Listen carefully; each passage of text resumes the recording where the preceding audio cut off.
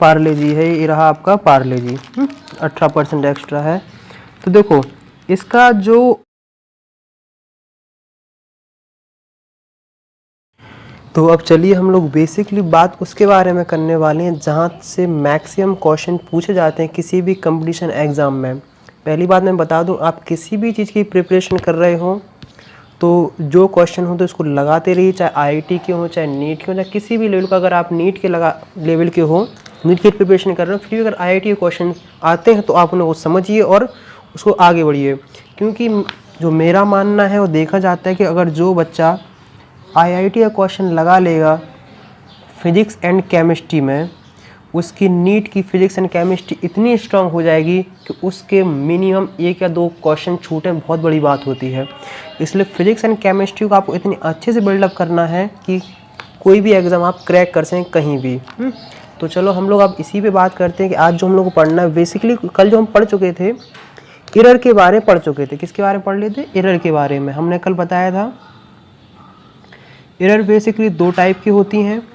पहली एक होती है सिस्टेमेटिक और दूसरी होती है रैंडम।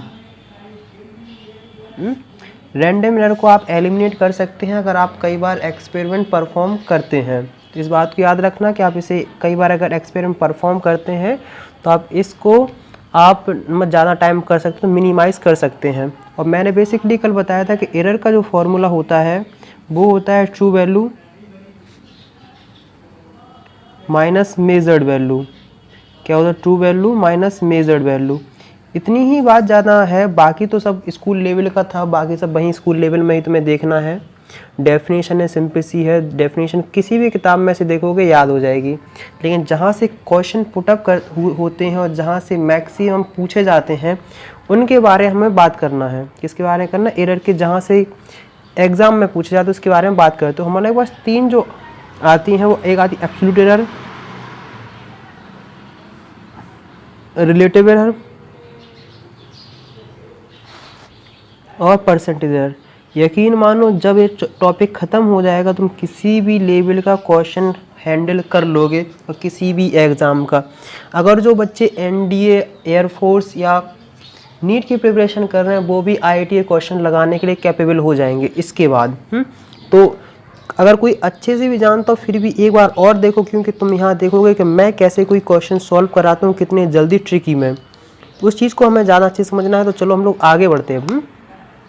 क्या है? आगे बढ़ते हैं। तो सबसे पहले जानते हैं कि एलिमिनेशन। देखो एरर जो होती है वो पॉजिटिव भी हो सकती है और नेगेटिव भी हो सकती है। मतलब पॉजिटिव भी हो सकती है, नेगेटिव भी हो सकती है। अभी बताएंगे कि पॉजिटिव कब होती है और नेगेटिव कब होती है। जैसे अगर देखो, अगर ट्रू वैल्यू मतलब जो स्टैंडर्ड वैल्यू जिसे बोलते हैं या जैसे नोन वैल्यू बोलते हैं उसको हम क्या बोलते हैं? उसको हम ट्रू वैल्यू बोलते हैं।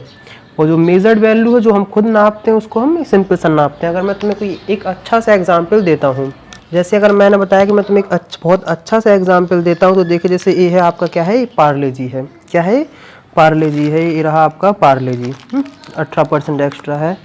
तो देखो इसका जो नोन वैल्यू हमारे पास कितनी है, वो कितनी हमारे पास, अगर अच्छे से देखो, अगर किसी को दिख नहीं रहा हो तो नोन वैल्यू कितनी? 65 ग्राम। 65 ग्राम इसका मतलब है कि इसकी ट्रू वैल्यू, स्टैंडर्ड वैल्यू इसकी रखी गई है। तो हमने कितना समझा कि आखिरकार उसकी स्टैंडर्ड या ट्रू वैल्यू हमने रखी है 65 जो वहाँ से है। अगर तुम इसे इलेक्ट्रॉनिक वेइंग मशीन पे ले जाओगे और इसको तौलोगे, क्या करोगे? इसको तुम मेज़र करोगे तो इसकी 65 वैल्यू नहीं आएगी। 65 ग्राम नहीं आएगी। अगर इसमें भी अगर तुम ना हो श्योर तो जो सुनार के पास होती है मशीन उस पर तुम ले जाओगे तो उस पर तो किसी भी हाल में 65 नहीं आएगी।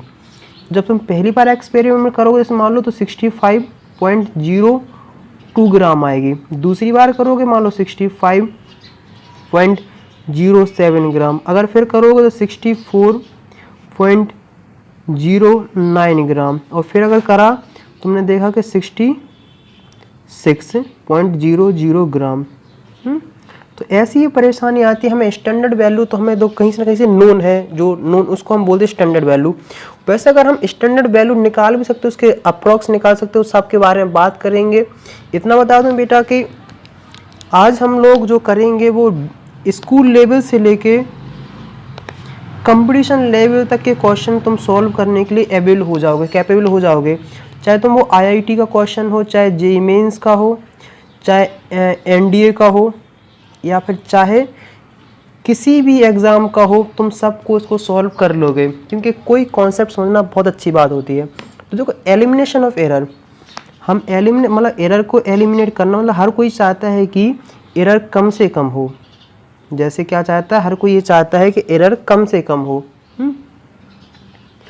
तो एलिमिनेशन ऑफ एरर हम लोग कैसे कर सकते हैं, वो हम कर सकते हैं, जो रैंडम एरर होती है उसको हम एलिमिनेट कर सकते हैं। अगर ज़्यादा बार हम क्या करते हैं, अगर ज़्यादा हम एक्सपेरिमेंट परफॉर्म करते, जैसे हमने 4 बार इसकी रीडिंग ली है, इसकी हेल्प से हम एग्जैक्ट वैल्यू के आसपास आ सकते हैं, ना ट्रू वैल्यू के आसपास हम आ सकते हैं।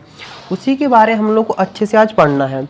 देखो जो सबसे पहले जो हमें पढ़ना है उसको क्या पढ़ना है कि आखिरकार एरर कैसे देखो बहुत ध्यान से समझना, बहुत इंटरेस्टिंग होने वाला है। तुम कितना भी अच्छा क्यों ना जानते हो, यहाँ देखना कुछ ना कुछ तुम्हें नई चीज़ देखने को मिलेगी। जैसे देखो यहाँ तो हमने क्या कहा तुमसे कि 65 ग्राम तुम्हारे पास स्टैंडर्ड वैल्यू है, मतलब तुम्हारे पास ये नोन वैल्यू है। कभी कभार सिचुएशन ऐसी होगी कि तुम्हें स्टैंडर्ड वैल्यू मतलब पता ही नहीं होगी। जैसे मैं तुम्हें एक एग्जांपल और दूसरा देता हूँ, रियल लाइफ वाला। तो रियल लाइफ वाला एग्जाम्पल है कि तुम्हारे पास क्या है, एप्पल है। एप्पल का तो तुम्हें कोई स्टैंडर्ड वैल्यू पता नहीं, लेकिन फिर भी इसकी ट्रू वैल्यू कैसे निकालने से, मान लो तुम्हारे पास कितना एप्पल है। एप्पल लिया हमने, किसी बेइंग मशीन पे हमने रखा, हमने बेइंग मशीन पे रखा और हमने देखा कि इसका जो एक बार नापा तो उसका आया 100 ग्राम। कितना आया है, पहली बार में जो इसका वेट आया वो कितना आया, 100 ग्राम। हमने फिर लिया और फिर इसे मेज़र किया, तो इसकी जो दोबारा वैल्यू आई वही है 101 ग्राम। फिर हमने लिया और फिर रखा, तो फिर इसकी हमें देखने को कही वो कितनी आएगी, हमने देखी 99 ग्राम। फिर हमने लिया और फिर रखा हमने, फिर इसकी हमें देखने को कही कि 103 ग्राम। और फिर लिया और हमने फिर रखा तो हमने देखा 102 ग्राम। आखिरकार इसकी तो तुम्हें ट्रू वैल्यू पता भी नहीं है कि आखिर इसकी ट्रू वैल्यू कितनी होगी। इसकी ऐसी अगर एक्सपेरिमेंट करने हो तब ट्रू वैल्यू हम कैसे निकालते हैं, बहुत ध्यान से समझना। तो इसमें सबसे पहले जो आता है वो मीन वैल्यू, इसका मतलब है मीन, या जैसे कई लोग अर्थमेटिक मीन बोलते हैं, अर्थमेटिक मीन। अर्थमेटिक मीन को तुम ट्रू वैल्यू मान सकते हो। अर्थमेटिक मीन जैसे कैसे निकालते हैं, जैसे इसके ऊपर बार होता है या फिर कहीं कहीं ऐसे रिप्रेजेंट करने को मिलता है कि जितनी भी एक्सपेरिमेंट किए गए हैं उन सबको ऐड कर दो, जितनी बार किया उससे डिवाइड कर दो। जैसे 100 प्लस 101 प्लस 99 प्लस 103 प्लस 102। आखिरकार हमने कितनी बार किए हैं, 1 2 3 4 5। इसे 5 से कर दो डिवाइड, क्या कर दो, 5 से करोगे डिवाइड, और इसकी तुम कैलकुलेशन सिंपल सा निकालोगे तो तुम्हारे पास आएगा, देखो 100 300 4 505। कितना है, 505।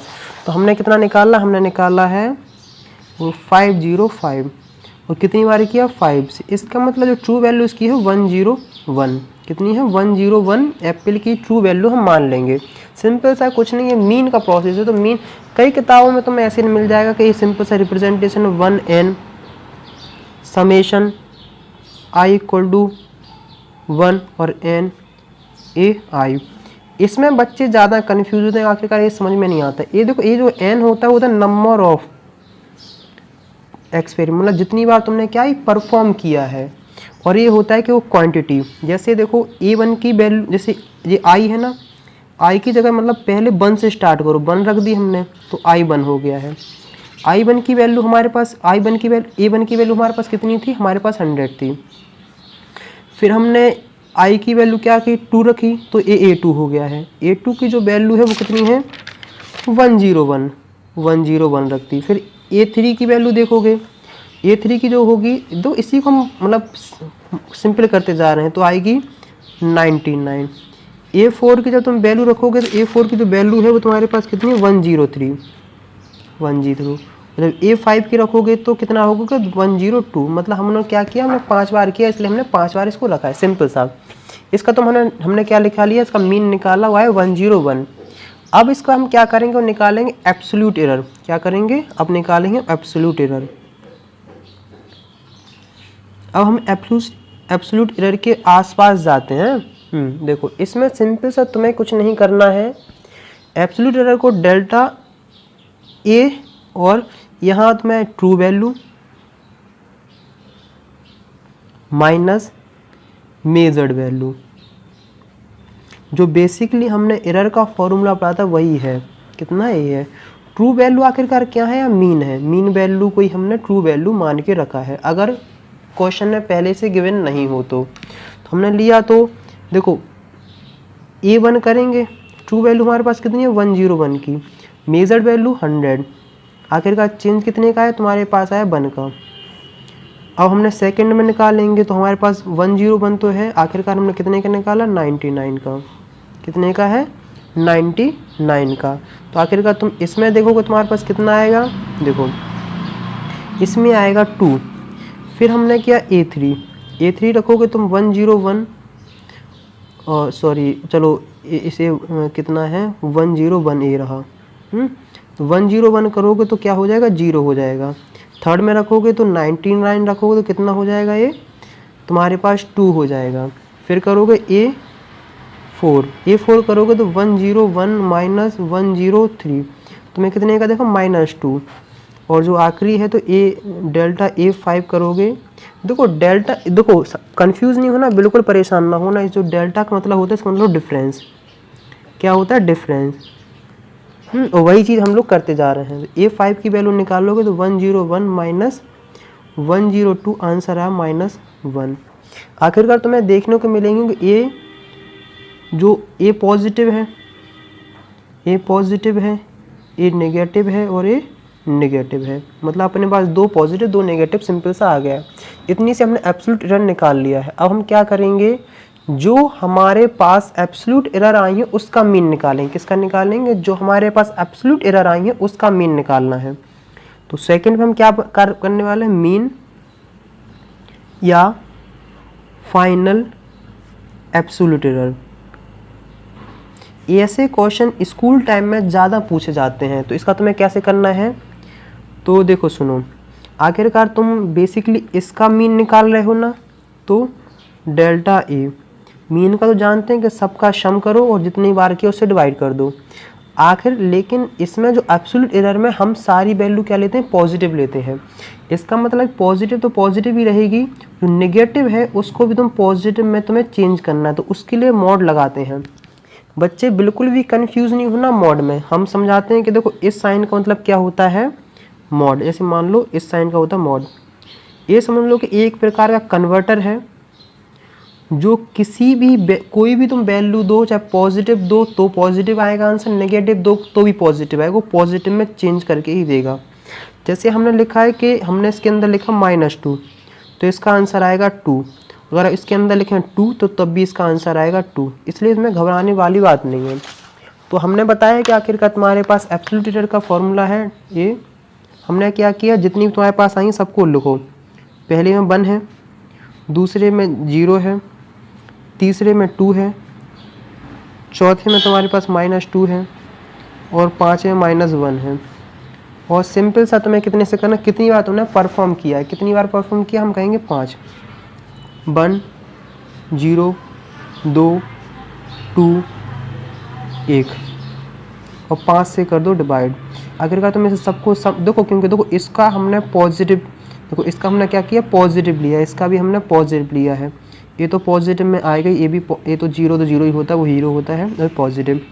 हमने देखा है कि 6/5 तो आंसर आएगा कितना 1.2 कितना आया है हमारे पास, मतलब इसका मीन हमारे पास कितना आया है 1.2। इतनी सी बात मुझे लगता है तुम्हारे सबके दिमाग में कंफर्म हो गई होगी। अगर थोड़ा सा भी डाउट्स लगता हो तो वीडियो पीछे करके देख सकते हो, क्योंकि आप YouTube पे देख रहे हो तो हर चीज़ तुम्हारे लिए आसान हो जाएगी। तो हम लोग क्या देखते हैं, हम लोग इतना देखते हैं कि आखिरकार तुम्हारे पास वैल्यू कितनी आ गई है, वो है एब्सोल्यूट मीन एरर की वैल्यू है डेल ए 1.2। इसका मतलब ये है कि आखिरकार तुम्हारे पास जो ट्रू वैल्यू हमने बोली थी वो कितनी थी, वो थी 101। आखिर तुम्हारे पास एरर है इतना। तो अगर मान लो तुम लिखना चाहो कि मेजर्ड वैल्यू तुम कैसे लिखोगे, क्या लिखोगे आखिरकार तुम मेजर्ड वैल्यू कैसे लिखना चाहोगे, तो उसको लिख दो A = mean plus minus delta A. जैसे हमने क्या लिखा था, हमने लिया था कि ए जो होगी मीन था 101 प्लस माइनस 1.2। ये तुम्हारा रहा फाइनल रिजल्ट। क्या रहा? ए है तुम्हारा फाइनल रिजल्ट।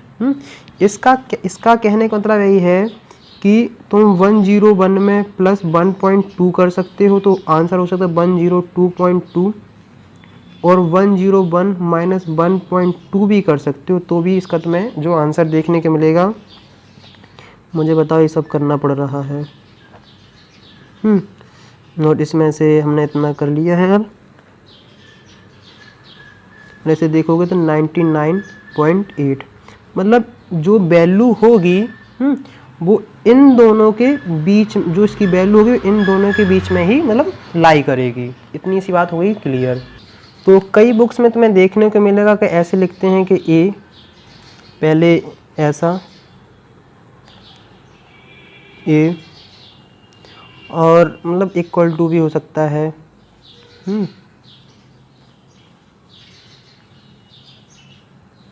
इसका कहने का मतलब ये है कि जो तुम्हारे पास वैल्यू आ रही है वो 99.8 से, मतलब देखो, और इतनी चीज़ समझते हैं, मतलब 102.2 के बराबर भी हो सकती है और उससे कम भी हो सकती है, लेकिन जो 99.8 और 102.2 के बीच में ही तुम्हारी आखिरकार जो वैल्यू होगी वो इस चीज़ के वैल्यू में ही मतलब लाई करेगी। अब जो हम लोग बढ़ते हैं वो है क्या? Relative error. रिलेटिव एरर, इस चीज़ को ढंग से समझना क्योंकि इसके क्वेश्चन अक्सर आते हैं। तो इसको देखो बहुत सिंपल समझना है तुम्हें ऐसे कि जो रिलेटिव एरर होती है, रिलेटिव मतलब किसी ना किसी चीज़ के रिलेटिव में, तो रिलेटिव देखते हैं इसको इस रिप्रेजेंट से साइन करते हैं। देखो इसमें तुम्हें कुछ नहीं करना, जो यहाँ जो तुमने वैल्यू निकाली इसको बहुत ध्यान से रखना। तो इसको हम देखो आखिरकार तुम्हारे पास ए मेजर्ड, ए सिंपल सी, बहुत सिंपल सा याद हो जाएगा। देखो आखिरकार एरर इतने की आ रही है, हमने इसे ऊपर लिख लिया है, और कितने में से आ रही? इसमें से आ रही है, तो इसको लिख लिया है। इतना सिंपल सा क्वेश्चन, उतना सिंपल सा फॉर्मूला को याद रख लेना। इतनी सी बात हो गई है क्लियर। अभी पूरा डिटेल में बता देंगे। तो इसका मतलब ये है कि हम इसका अगर इसका आंसर निकालना चाहें तो हमारे पास 1.2 अपॉन 101 कर देंगे, जो आंसर आ जाएगा वो इसकी रिलेटिव एरर कहलाएगी। अब एक और होती है, वो होती है परसेंटेज एरर। क्या होती है? Percentage error. देखो परसेंटेज एरर कुछ नहीं, रिलेटिव एरर जो होती है, क्या होती है? Relative error. उसी को 100 से मल्टीप्लाई कर दो, परसेंटेज का साइन लगा दो। बहुत सिंपल है। देखो हमने क्या कहा है कि जो परसेंटेज एरर होती है, क्या होती है? जो परसेंटेज एरर हमें जो देखने को मिलती है वो कुछ नहीं है, del A upon A into 100, मतलब परसेंटेज, मतलब परसेंटेज का साइन। तो हमारे पास इसकी वैल्यू आ रही थी 1.2, और मीन की वैल्यू हमारे पास कितनी आ रही थी? मीन की वैल्यू हमें जो देखने को मिल रही थी 101 इंटू 100। तो कोई ऐसा भी सिंपल सा कर सकता है, तो जो आंसर आएगा वो इसका मतलब एग्जैक्ट आंसर तुम्हें देखने को मिल जाएगा। इतनी चीज़ हो गई है क्लियर। अब इतना सब कुछ पढ़ लिए हैं तो कोई ना कोई हमें क्या करना चाहिए, एक आईआईटी लेवल का या आईआईटी का क्वेश्चन